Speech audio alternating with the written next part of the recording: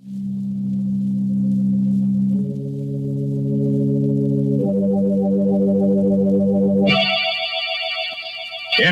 Sanctum Mysteries.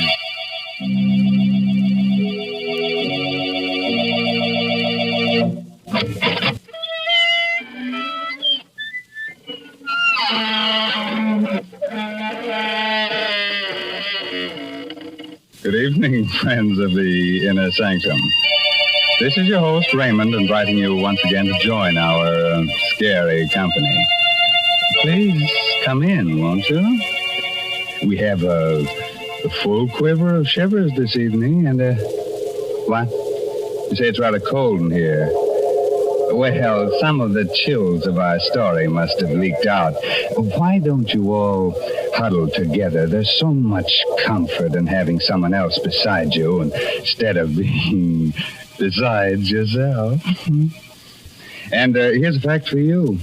Did you know that more than 2/3 of the Earth's entire surface is unknown? The salty wastes of the sea? Only a short distance under the surface, death lurks in 100 different shapes.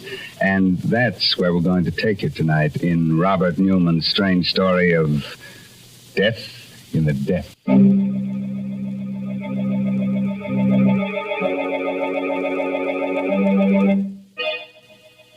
A wharf in a small seaside town a few minutes before midnight.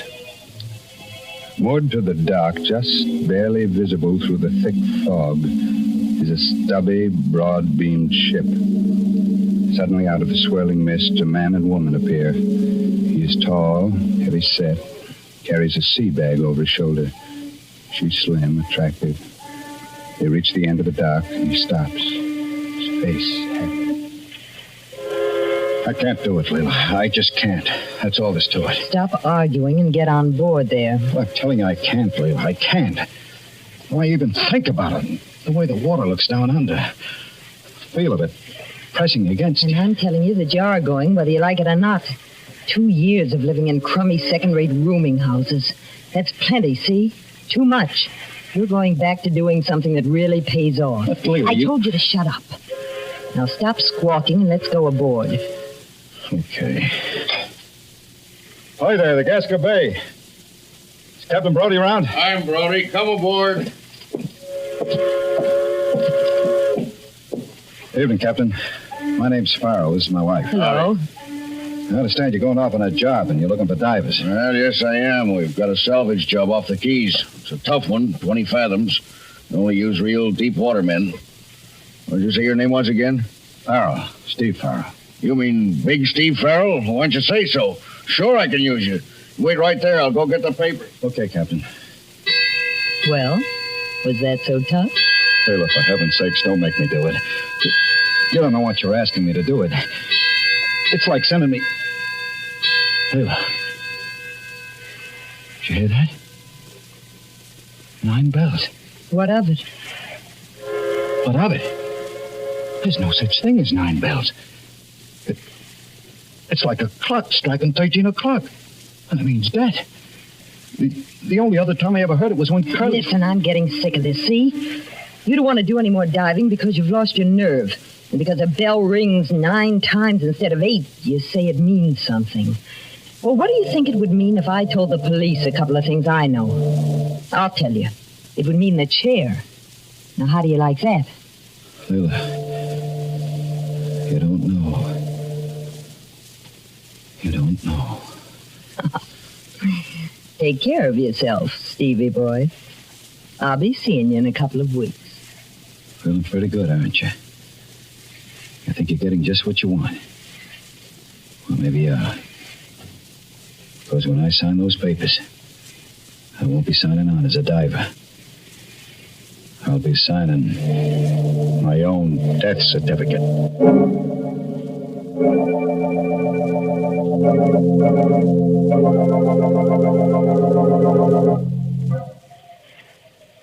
All set, Captain. Any instructions before they close me up? No, Steve. Can't expect much on a first dive, but see if you can determine the extent of the damage. All we know about her now is that she's about 1,500 ton. Her name was the Santa Elena. She went down the collision. Right, Captain. Okay, close them up. Start the pumps.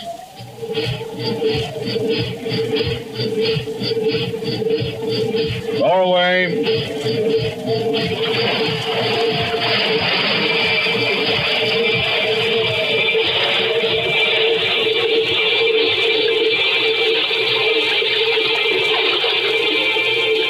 I'm scared.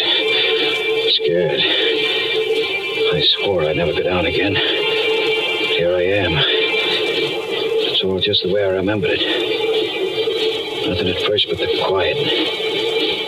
Just the pumps like the echo of your heart beating. And the light fading as you go down. Getting darker. And the cold. The pressure building up. Pressing harder and harder. Gripping you tighter and tighter as if you were being swallowed by something alive. Always down below where you can't see it. Something weighty. Something that... Stop it. Gotta stop it. There was a time when I really used to like diving. What did it all begin? Despair. Yes, that night in the bar in Tampa. She told me she married Curly. Well, this is certainly quite an evening you're giving me, Steve. It's more like a wake than a celebration. Why are you looking at me like that? Wondering whether I should kill you. Whether I should talk to Curly and let him do it. What do you mean? You know what I mean. You know Curly. You ever found out how things were with you and me? Well, he's just young enough and crazy enough about you to put you away for keeps. I can handle Curly with my little finger. And besides, you wouldn't do anything like that. Wouldn't I? Why'd you meet me here tonight? You know it's because you wish you were married to me instead of him. So what? What are you going to do about it? You know darn well he'll never let me go. No. I guess he won't, but... We've got to do something. Yeah, but what?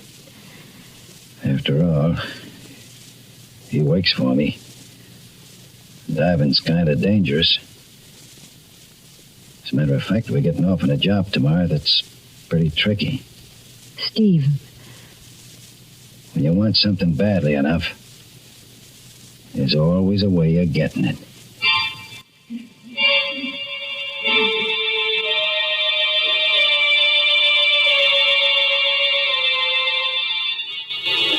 Yeah, that was the beginning. That wasn't when I was afraid for the first time. That came later. 2 days later, out on the reefs. 2 days of being with Curly and talking to him. Knowing all the time what I was going to do. And that last dive, late in the afternoon. Standing on deck with Andy, the pump man, and watching Curly through the clear water. Watching her move across the deck of the Hulk. As cool as she was, and... You going down too, Steve? Yeah, Andy. Maybe we can wind up today and start home tomorrow. You can handle both of us? Sure. Only watch the coral over on the port side there, sharp as a razor. Almost took Curly's boot off this morning. If you get into any trouble, well, I'm all alone up here. I'll watch you. Want to button me up? Yeah, sure.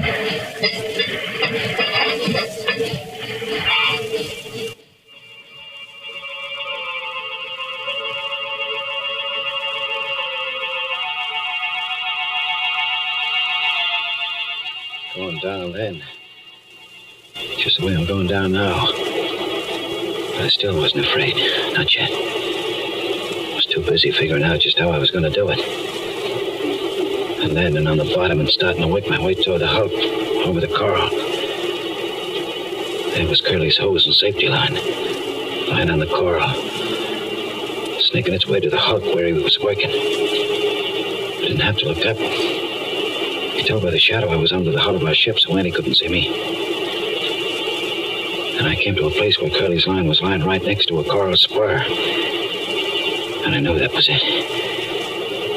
I bent down, looked it around the spur so Andy couldn't pull him up. Hello, Curly. Curly, try your line. I think it's fouled. And I did it. Took out my knife and cut Curly's air hose. And he must have known it even before Curly did. As soon as the bubble started pouring out of the end of the hose. Hello, Curly. Can you still hear me? I think you're in trouble. Your airline's cut. Hold it and save whatever air you got. Steve's on the bottom, too. He'll get over to you. Did you hear, Steve? Yeah, I heard. I'm going as fast as I can. Steve, you gotta hurry. Where are you? I just hit the deck, but it's clouded up and I can't see anything. Where's Curly? Up forward near the ship's bell. Listen, he says he's going to ring it so you can follow the sound. And for heaven's sake, hurry. Oh, the sound. As if I didn't know where he was. Straight forward. I could see him now, his lifeline taut, so we couldn't move. Holding his air hose with one hand and ringing the bell with the other. He was swaying back and forth. And I started counting the strokes. 5, 6, 7, 8, 9. Then he slid down onto the deck. The air bubbled out of his helmet, and I knew he was dead. I remember thinking, 9 bells. 1 bell after midnight. And suddenly it came over me that this was something I was never going to be able to forget. Never. But every time I went down, I was going to see him swaying there, hanging on to the bell, waiting for me. Waiting.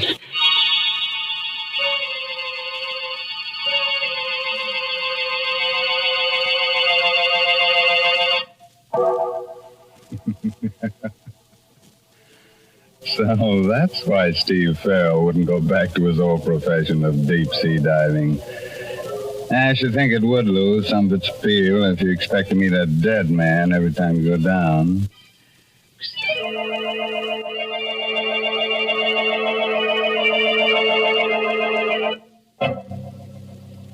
Now, shall I go on with the story of death in the depths of the sea? That strange underwater world where dead men ring their own death knell on the bells of sunken ships? Okay.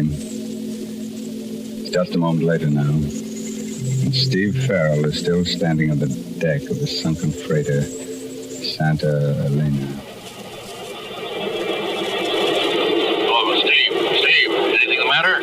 Why, no, Captain. I'm sorry. I thought I heard something funny, and I guess I lost my knife for a minute. After all, this is my first dive in quite a while, but I'm okay now. You sure? We can haul you up and send Mike down. No, I'm okay. I'm going to stay. Well, all right, but don't forget, we can't see you from up here. So keep talking all the time so we'll know exactly where you are and what you're doing. Check.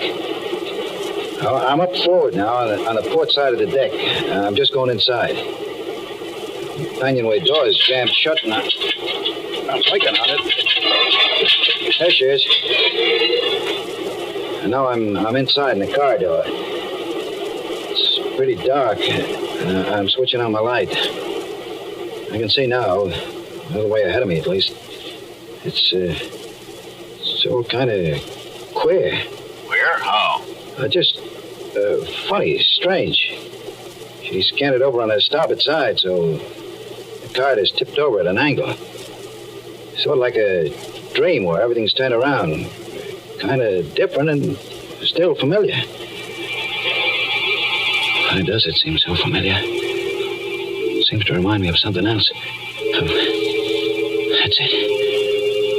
The corridor of the hotel right after we were married. Walking down it with her, Leila. Out onto the terrace. The way she took the cigarette I gave her. Smiled at me. Very sure of herself. Thanks, Steve. Thanks a lot. Why the smile, baby? Why shouldn't I smile? I'm young, healthy, and I'm married to a guy I like. A guy who's going to take real good care of me. I sure am, baby. Not only that, from now on, things are going to be different. Didn't have a chance to tell you before, but I'm through with diving. For keeps. What do you mean? Just that. I sold a boat yesterday and all the equipment. I'm out of that racket for good. You shouldn't have done that, Steve. Not without talking to me about it first. What do you expect to do from now on? Oh, I'm all set on that. I got a job as a second engineer in a freighter, the Arcturus. Well, I guess that'll be all right. For a while, anyway. What do you mean, for a while? You think you're going to tell me what kind of work I should do and what kind I shouldn't do? But of course, Steve. Like I said, I'm your wife. And besides, if I wanted to, I could tell either you or anyone else a lot of other things. Like why you decided to give up diving. What are you talking about? Give it up because I was sick of it. Is that the reason? Or is it because you're afraid that if you did do any more diving, you might start seeing things? Seeing what? Well, after all, you were right there when Curly had his accident and got drowned. The funny thing is, you were talking about how he might have an accident just before you went off on that trip. I've been thinking I really ought to talk to Andy about it since he was there, too, and find out just how it happened. Andy's not around anymore. He left town right after I paid him off. Oh, I see. Well, remember that the police could probably find him, Steve, if they should ever want to ask him any questions.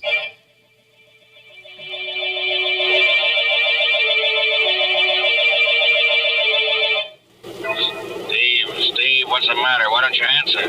Where are you? What? I'm sorry, Captain. Nothing's the matter.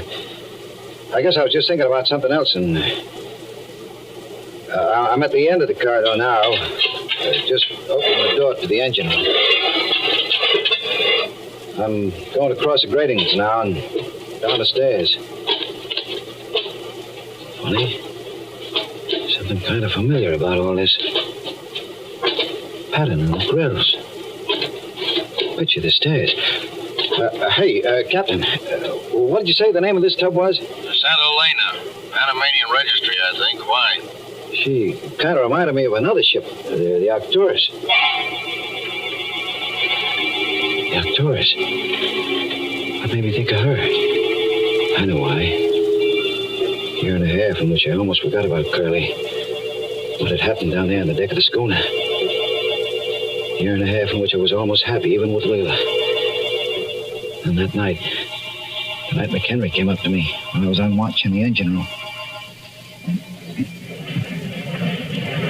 Hi, Steve. How are they going? Swell, Chief. I just cut number 2 in again, and she's burning like a kitten. Good. Look, Steve, the old man claims he's handling a bit heavy. He wants us to sound out the pumps and check the bilge. I told him he was crazy, but, well, maybe we'd better. Okay, Chief, I'll get on it right away. Anyone around to give you a hand? I don't really need any help. But if I want him, Swanson's out someplace. Well, report to me as soon as you're finished. Right, Chief.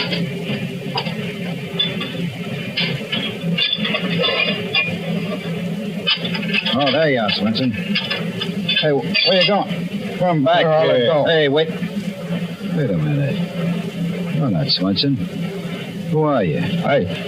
I'm nobody, Chief. Stowaway, huh? Hiding down here behind the boiler. Give me a break, will you, Chief? I ain't doing nobody any harm. Where I'll be.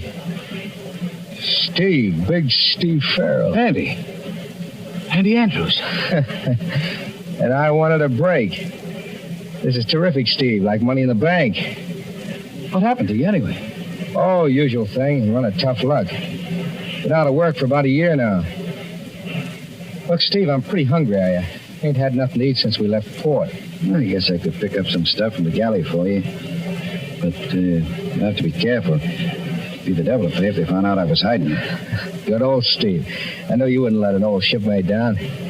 And, Steve, while we're at it, I could use a little cash, too. Yeah, I figure that. Well, when we get to port, I guess I could let you have 10 or 20. That's not enough. I was figuring on, like, 500 for a starter. 500? Are you nuts? I don't think so, Steve. You see, after Curly had his little accident and you sold the boat and all the equipment, I figured you'd given up diving because you were kind of upset about it. Then I heard you'd married his widow, that Leila dame. I started thinking back. I remembered how Curly's air hose looked after we pulled him up. The place where it was cut wasn't rough, like it had been done by Coral. It was clean, like it had been done with a knife. You. So that's it. Blackmail. Oh, why do you have to use words like that, Steve? Okay, Andy. It's going to be a little tough to get, but... Wait a minute. What is it? Someone's coming, one of the wipers. We got to find some place for you to hide. I know. Down there in the bilge. Here, climb in. Right down through that. Oh, but it's almost full of water. There's plenty of room and you'll be safe there. Really safe. Oh, okay, but you better not... Oh, what are you doing? Let go of me. Let go. Help. You'll be safe here, all right. I'll see to that. Stop struggling like that, Andy. It's not going to do you any good. And I'm in too deep already to let you go wandering around with what you know. In weeks before they find you down here in the bilges. Maybe they never will. And if they do, they'll figure you tried to hide down there and got drowned all by yourself.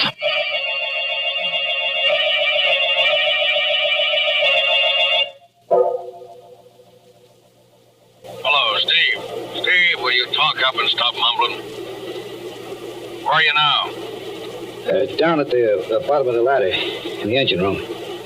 This light's not too good. The boilers are right in front of me, and there seems to be some kind of a brass plate on the floor here. Captain! This isn't the Santa Elena. It's the Arcturus. What are you talking about? It is. Don't you understand it? It's the ship where I killed him. And he must still be down here. Down the bilges. Get me out of here. Pull me up. Okay, Steve, now take it easy. We'll get you up. Start hauling them up. Mike, you better go down there fast, see what the trouble is. Hurry up, for heaven's sake. I think I see something moving back there. Behind the boilers. Hey, Brody. Thing like it did when Curly. That means that he's here, too. They're both here.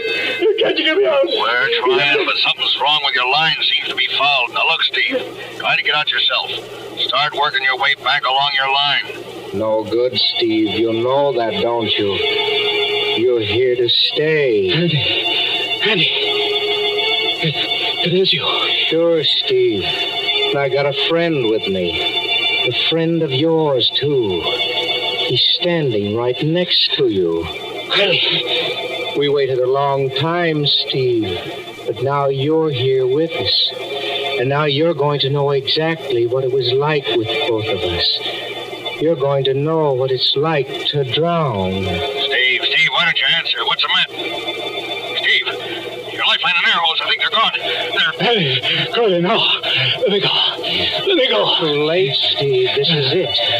This is the way it was with us. Trying to fight it first, holding your breath. Then, when you can't fight it any longer, letting go. The water rushing into your mouth, nose. You choke at first, try to fight some more. Then everything starts to go black, and you relax. There are lights moving in the darkness, and suddenly you feel very peaceful and very free. Peaceful. Very free.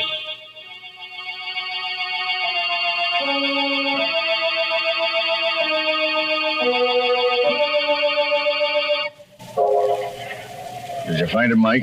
Yeah, he was right where you said. Down in the engine room. They're hauling him up now. It's going to be tough breaking the news to his wife. How did it happen? There's a heavy iron door leading into the engine room. It swung shut, cut his lifeline and air hose. You're saying an awful lot of stuff that didn't make sense, but there was something about a bell. Well, his lifeline was looped around the bell on the foredeck. Must have gotten caught when you tried to pull him up. And that may have rung the bell a few times. There was something else, though. You remember you said he kept asking if the ship's name was really the Santa Helena? Yeah? Well, there was a brass plate in the engine room with her original name on it.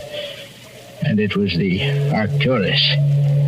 Yeah, they must have changed it when they re-registered her. That is funny. There's one thing that's even funnier. Well, of course, the whole thing was an accident, but I wonder what made that door close.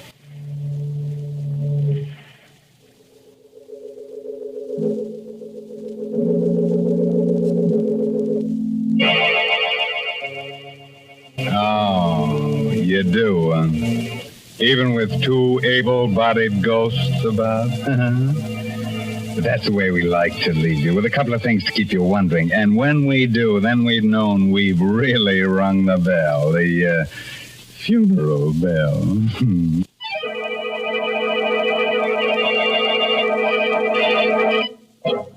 Now, before I close the inner sanctum, here's a word of advice. If you should have nightmares tonight about drowning men and wake up with a start and see a strange figure in your room, a figure with staring eyes and seaweed in its hair, dripping water on the floor, don't be alarmed. Just ask it for its haunting license. Brother. Now it's time to really close that squeaking door. Until next week at this same time, present another Inner Sanctum mystery, directed by Hyman Brown. So until then, good night. Pleasant dreams.